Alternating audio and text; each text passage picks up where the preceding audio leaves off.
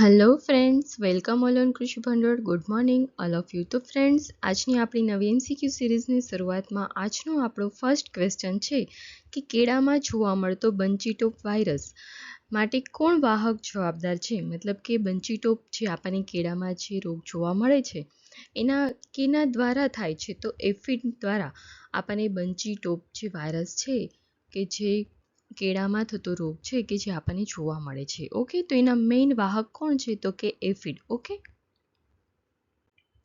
ત્યારબાદ છે WTO એટલે કે વર્લ્ડ ટ્રેડ ઓર્ગેનાઇઝેશન છે કે જેની સ્થાપના ક્યારે થઈ હતી? તો વર્લ્ડ ટ્રેડ ઓર્ગેનાઇઝેશનની સ્થાપના 1 જાન્યુઆરી 1995ના રોજ થયેલી હતી. ઓકે, અને આ જે વર્લ્ડ ટ્રેડ ઓર્ગેનાઇઝેશન છે એ પહેલા કયા નામે ઓળખાતું હતું? તો એ GATT general agreement tariff and ટ્રેડના નામે ઓળખાતું હતું. બરાબર છે.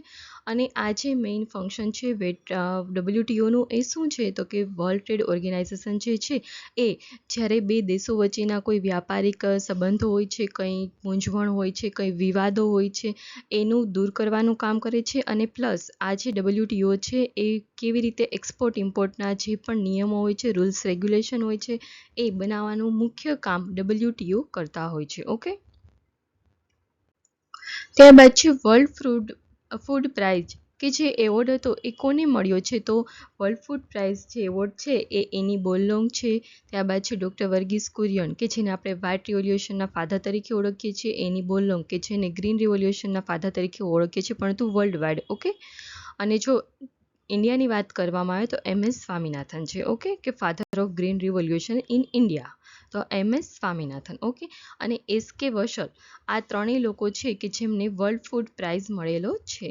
ઓકે, ત્યારબાદ છે કીટકોના શરીરનું જે બહારનું સ્તર હોય છે એ શાનું બનેલું હોય છે? તો કીટકોના શરીરનું આપણને જે બહારનું જે લેયર જોવા મળતું હોય છે એ કાઇટિન અને પ્રોટીન તત્વનું બનેલું હોય છે. ઓકે, ત્યારબાદ છે ડાંગરમાં જોવા મળતો કયો રોગ એ નેમેટોડના લીધે થાય છે? તો ડાંગરમાં આપણને જે મેન્ટેક જોવા મળે છે, મેન્ટેક ડિઝીઝ જે છે એ નેમેટોડના લીધે જોવા મળે છે. ઓકે,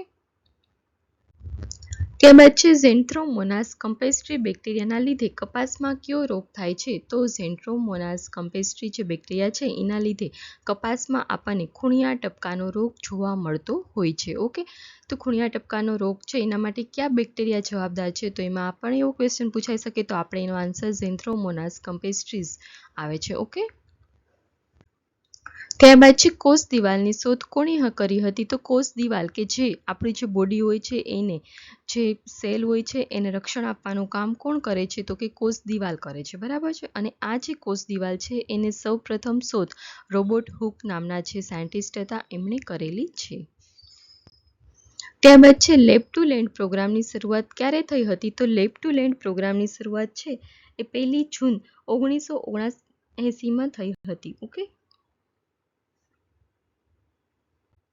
ત્યારબાદ છે ટ્રેનિંગ એન્ડ વિઝિટ સિસ્ટમની શરૂઆત ક્યારે થઈ હતી? તો ટ્રેનિંગ એન્ડ વિઝિટ સિસ્ટમની શરૂઆત 1974માં થઈ હતી. ઓકે,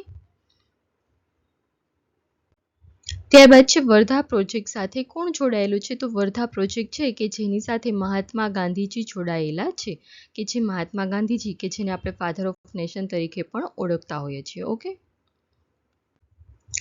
ત્યારબાદ છે ક્રાંતિવાદનો સિદ્ધાંત કોણે આપ્યો છે? તો ક્રાંતિવાદ અથવા તો ઉત્પત્તિવાદ એવું પણ કહેવામાં, મતલબ બીજો શબ્દ ઉત્પત્તિવાદ તરીકે પણ ઓળખાય છે. તો એનો જે સિદ્ધાંત છે એ ડાર્વિને આપેલો છે આપણને. ત્યારબાદ છે ફાઉન્ડેશન બીજનો કલર ટેગ એ કેવો હોય છે? તો ફાઉન્ડેશન બીજના જો કલર ટેગની વાત કરવામાં આવે તો ફાઉન્ડેશન બીજનો જે કલરનો ટેગ છે વ્હાઇટ કલરનો આપણને જોવા મળે છે. ઓકે,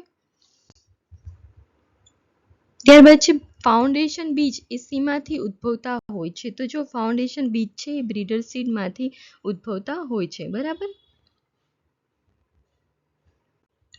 ત્યારબાદ છે કઈ બકરીની ચામડીમાંથી લેધર બને છે? તો મોરોક્કો જે બકરી છે એની ચામડી છે એમાંથી સારી એવી ગુણવત્તાવાળું આપણે લેધર હોય છે કે જે બનાવતા હોઈએ છીએ. ત્યારબાદ છે જર્સી ગાય તરીકે કોણ ઓળખવામાં આવે છે? તો એંગ્લો ન્યુબિયન કે જે જર્સી ગાય તરીકે પણ ઓળખવામાં આવે છે. ઓકે, તો ફ્રેન્ડ્સ, આજના આપણા જે MCQ સિરીઝ છે અહીં ખતમ થાય છે. આપણે ફરી મળીશું નવા લેક્ચર્સમાં. ત્યાં સુધી તમે આપણી ચેનલ કૃષિ ભંડોળ છે એને લાઇક કરો, શેર કરો અને સબસ્ક્રાઈબ કરો. Okay, thank you.